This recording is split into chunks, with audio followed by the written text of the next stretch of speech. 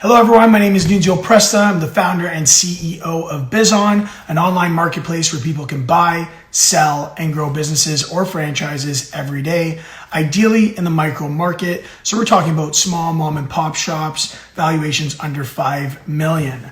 Now there's no doubt tons of business owners have concerns with the current business environment, and those concerns are valid. There's no disputing that, we're going through some crazy times right now. But the general theme has been, we can't control the timeline of this thing, but we can control the outcome. So over the last, couple weeks, I've been chatting with some of the best in business that have been inspiring me. And the goal is just to stay informed, help each other, stay positive, and try and get through this together. And I think it's really important, especially as business owners and entrepreneurs, to lean on family, lean on friends, and lean on mentors. So today, I'm excited to lean on another friend, another mentor, Mohamad Fakih. He is the president and CEO of Paramount Fine Foods. I've eaten there quite a bit. It's delicious. As a strategic and successful business leader, he employs his skills, expertise, and experience into expanding Paramount's brand to pioneer the halal market globally. In the last 5 years, Dr. Fakih has received numerous awards for his business excellence and for his charitable work, literally pages full of recognitions. For example, receiving the key to the city of Mississauga and being named Canada's most admired CEO in 2019. Bottom line, he's added tremendous value to this community, and he's making this country and the world a better place. So I'm going to invite Mohamad in on this conversation right now, and we'll get started with some questions. Hey, can you hear me? Yes, I can hear you very well, actually. Perfect. Thanks so much for joining me today. No, thank you very much for having me. Yeah, so I've been excited about this. Yeah, me too. Me too. You're doing some great things in the community, so I just want to acknowledge that. Thank you so much. Out the gate, the goal with this is to provide our audience with as much value and guidance, especially during a time like this. I have a few questions for you, so I'm thinking we could just get started. What do you think? Yes, let's do it. Okay, perfect. So the first question here is, how are you coping with such a profound change, especially in the restaurant and food service space? Well, in general, it's very, very difficult time. I mean, coming from someone that's been in a bunker in his life during the Civil War, seeing my dad and his businesses struggling, this is much more difficult times. The restaurant industry, the first period of time was decimated. So a lot of our locations had to shut down because of the great location we are in. It didn't work out well for a period like the COVID-19 issue, because all our airport locations, our hospitals, universities, en route, colleges, schools, like all these locations that represent a big percentage of our business, they were shut down. And including the shopping center, the Path location downtown Toronto or Montreal, all those were shut down. Our UK location were 100% shut down. Our Lebanon location, 80% shut down. So, and Pakistan location went only takeout. So what we woke up with over 48 hours from $4 or $5 million sales a month to $400,000 sales a month. Wow. With the same invoices. And for the people who doesn't know, I speak very freely. I open up to convictions because people need to know that they're not alone. Yes. That they're struggling in this business. But still I'm smiling because, like I said, when we used to leave the bunkers, I used to look at my dad's face and he was smiling, and he always believed that the light will come, and the light did come afterward. And to everybody in Canada, I'm saying the light will come, and very soon as well for all of us, not only for one person. So we had to make fast moves, but we had to make sure that we don't lose our culture. I always say when you're under pressure, that one single thing that you need to always be careful about is not to lose is yourself. and what you stood for all along. So you can't say, now your team that always you call them family, you're going to fire, you're going to do this, you're going to do that. Right. It's very important. It's very difficult balance. It's not fun to be a CEO usually, and especially at this time. Yeah. But because now you're balancing is what's more important. Maintaining the company up, going, running, for them, for all your team to come back to it, right?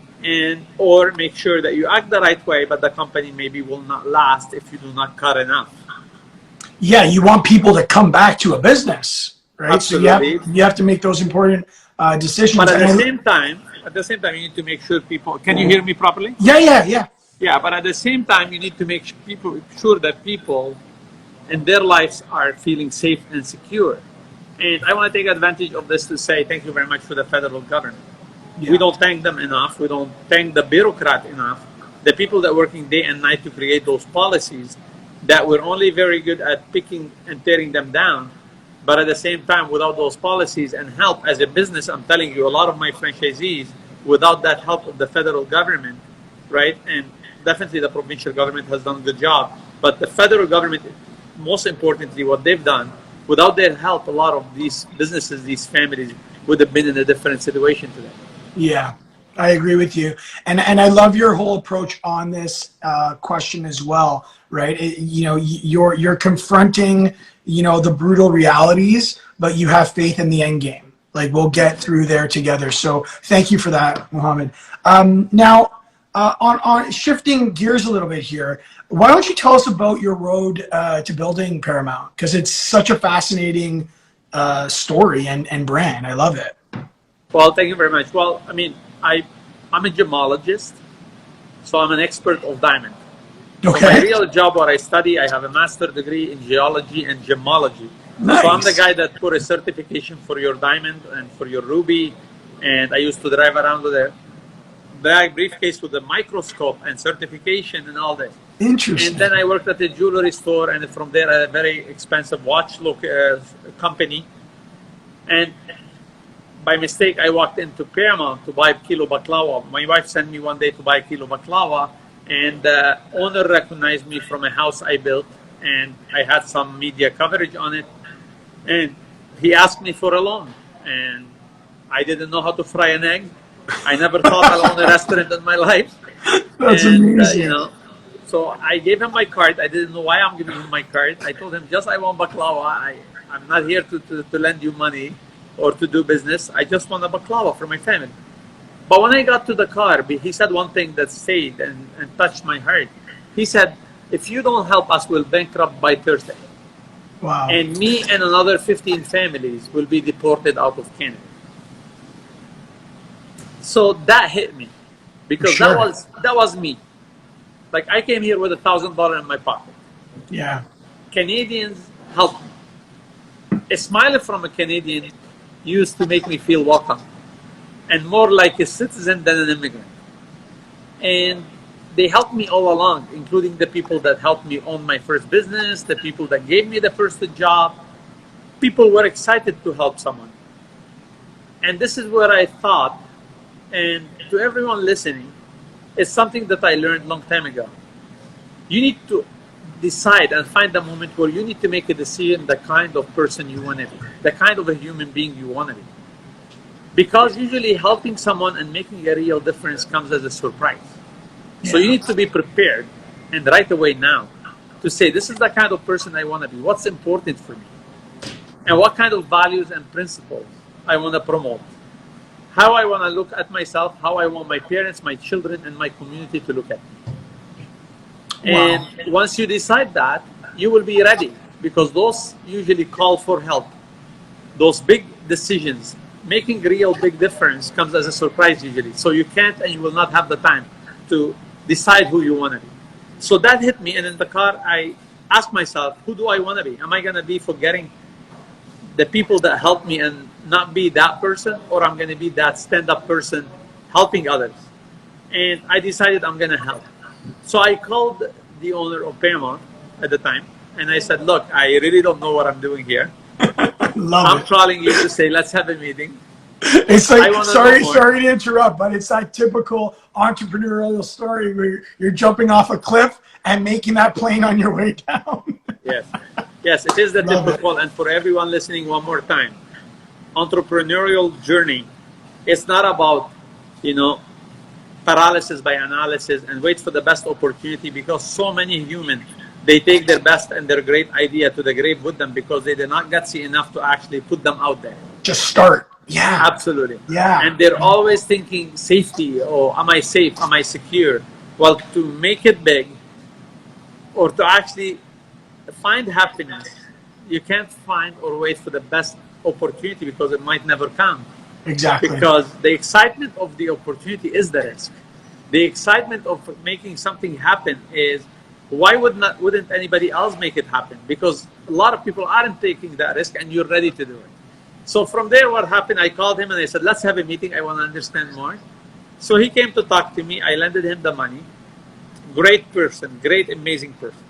And 3 days after, Revenue Canada shut down his account, froze his bank, including my money. Oh, no. Yeah, so because that tells you as well that we do not need only to integrate immigrants, we need to integrate immigrant entrepreneurs. Yeah. Because he didn't know about the taxation system, he didn't know about a lot of things, and he didn't mean badly, he meant very good. He's a great ethical man. So he called me and he said, look, the money's gone. And I'm like, what happened? I just gave it to you. And he said, well, the Revenue Canada froze the account. So I said, don't move, I'm coming. So I drove here. At the door outside, I'm actually in my first location as we speak. That's what I'm taking this. Nice. So I drove here and I saw outside around 10 to 15 chefs, you know, sitting there, some of them concerned, one of them or two crying, upset about this, that's going to shut down, they're going to be deported out of Canada because their visa dependent on the place. So I walked in and I said to them, what if we all come together, buy into this, turn it to a restaurant more than anything else. I'm not looking for a profit. What I'm looking is to keep it afloat and keep you in the job. So the owner right away said, look, I want to go back to Dubai. I'll help you as much as I want. If we can do a deal where I leave with a little bit or some money, right? And it's up to you what you do with the money with the government. You can keep the place. So I went and I started the conversation with the government to release some of the money. And what I depended on, to everyone to listen, the idea was there. What it wasn't there is the buy-in of the team. And the place needed a little bit more of different culture. And the people of the place need to feel the ownership more. Love it. Love it. So the whole company is based on people. Yeah. And you leaned on them. You gave them confidence. You said, listen, I want to work with you. How can we come together? I love it. That I don't know how to fry an egg. Exactly. Yeah. And your story is so interesting because at Bizon, we really push this message around the value of entrepreneurship through acquisition, right? So for all the people out there that want to be their own boss or own their own life and do their own thing, but they don't have any ideas, we're pushing back and saying, hey, don't worry about that. You could potentially buy an existing business, an existing franchise, and you can make it even better. You have an entrepreneurial through acquisition story, right? You found something that exists and you made it way better. Unbelievable. I love that. I love that story. That's great. Yeah, Thank and you, from there, we all came together, every one of them. We knew we could fail, but we all were so committed to it, right? Working together as one and finding out, look, we didn't know our food cost. I'll never forget, there was a plate that had 2 kilo barbecue, and it used to be called on the menu kilo. And I'm like, why would you undersell yourself? You're selling something you're calling it kilo, and you're giving them 2 kilos. So why don't you call it 2 kilos so people will understand and appreciate what? So it was like literally that bare bone knowledge of the product, but it was the food that's made with love. Yeah. And the people that made the food were the most amazing people. And that's how we built Paramount. And 11 years, usually people to build a brand of 70, 80 locations, it's usually you pass it on to generations. But this amazing team that they're much smarter than I am, I'll be honest with you. I mean, I have a face for a radio. I don't know why they make me the face for the company. And they're much smarter than I am. So I don't know why they do all this for me, but they're most amazing people you can have beside you. Yeah. And they have made the company to the company we are today, over 80 locations worldwide. And the plan was to be 80 locations by the end of this year. Now with coronavirus, that might change a little bit, slow us down 4 or 5 locations, but that's fine. But that says something about you as a leader, your ability to scale and get the right people around you to make those important decisions and grow, right? So, but isn't it the definition of a leader? It is the definition of a leader. The leader is not about somebody that does everything themselves. Exactly. And when they leave the place, it'll fall apart. Yeah. And if I was someone that, and it's all starts, and again, to the listeners, you have to decide as well who you want to be. If you want to be the old day businessman or woman that has one business, one office, one marketing agency, and sit there all day counting the money in the end of the day, making sure no one is taking it, talking to every customer, that's one business proposition that is different. And that business proposition today, we call it hobby. Yeah. Because when you do it once, it's a hobby. Unless you're able to repeat it, it'll become a real business.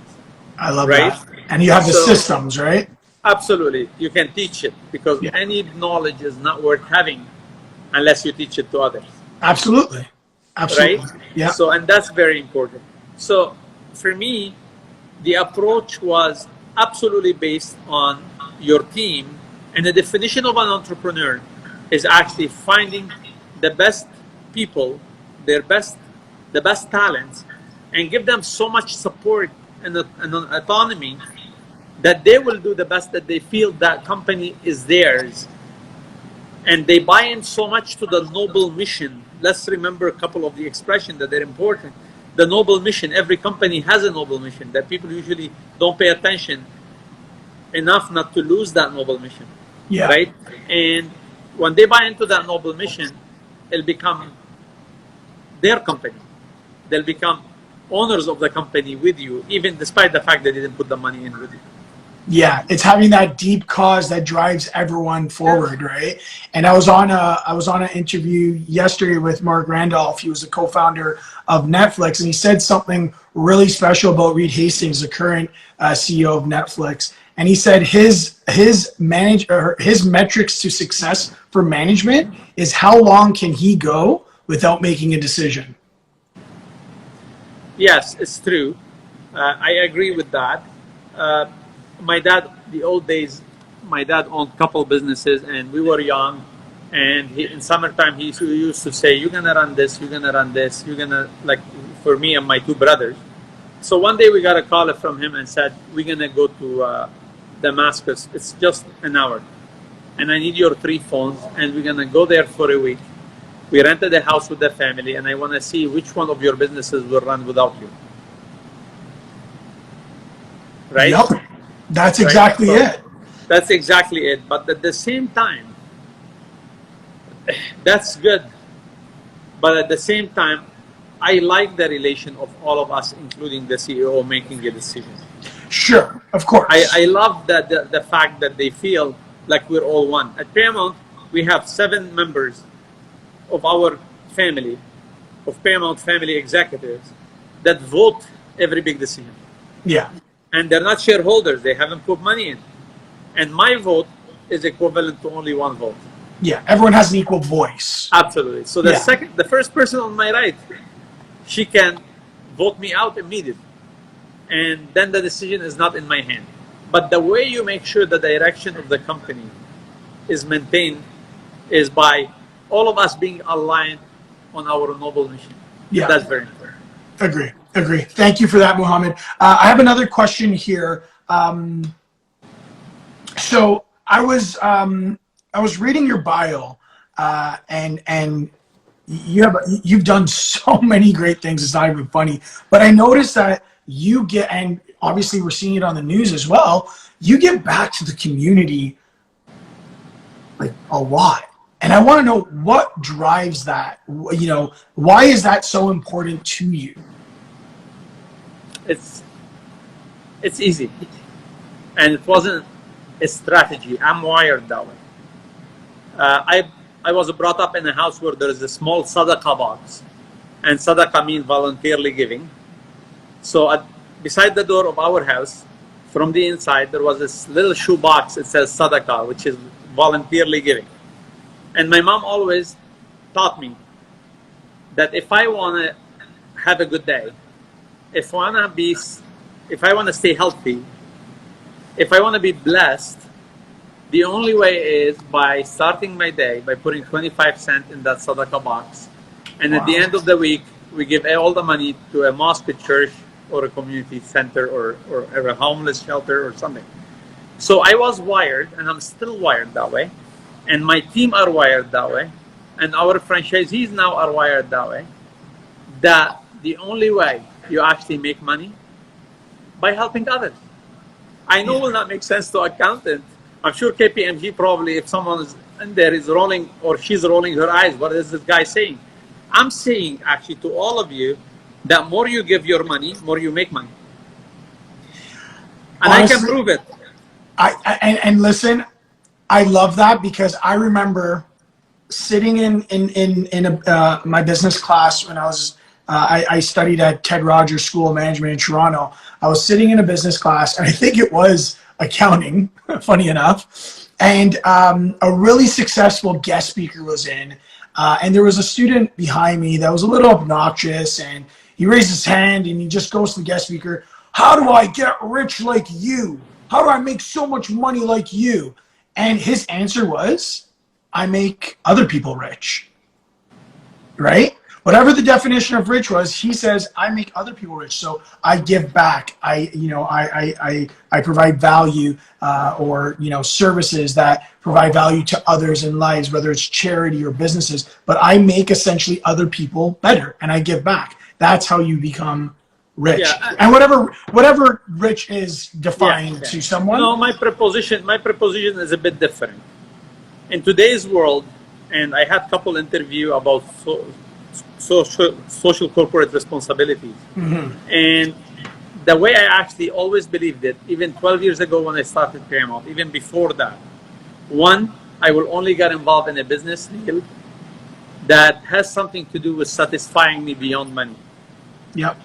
So if you tell me today there is $1 million worth of cell phone that you're going to sell it for $2 million and it doesn't do anything for me, I don't think it'll make me happy. No, you're not driven by that. We all do everything we do to be happy. Yeah. You're not. Right? That's not your motive. Yeah. So that's unless it has something to do with something benefiting children, education, something that's aligned with what I want to see in my life and the changes I want to bring into the society and the community, I don't think I'll be interested to waste my time, even if there is money in it. Love that. Yeah. Two, that's very important. We live in a society. 12 years ago, I was talking about this and people rolled their eyes. And now we're at half-half. Half of the people rolling their eyes, and the other half of them, they agree with it as a lip service because it's the cool thing to agree with it, and the other half is still rolling their eyes. But 50% of the world today agrees that today the biggest problem of company is not cash. There is a lot of capital out there. In the capital market, there is a lot of cash available for great ideas. But where does the ideas come from? People. So unless you have a company that's great to the people, right, you will not get the talent to get great ideas, to use the cash and make more money. So that's number 1 point. So people. 2, purpose. The people, the talents that needs to run your company and bring a great idea for you to make money, these days will not want to work for a company that just give them the same $100,000 that every other company will give them. They want to work with a company that will make them do something bigger than themselves. Yeah. They want to be part of something much bigger than themselves. And there is nothing more bigger than all of us than Canada, than humanity, than the homeless, than the hungry, the needy, the sick people, the people that are dealing with cancer, right?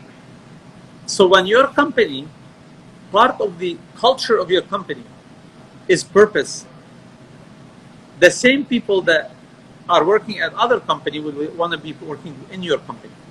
And the people that are working in your company, they would never leave because it's bringing purpose to their life. We have people in our company, executive leaders, that their children, they participate when we feed the homeless.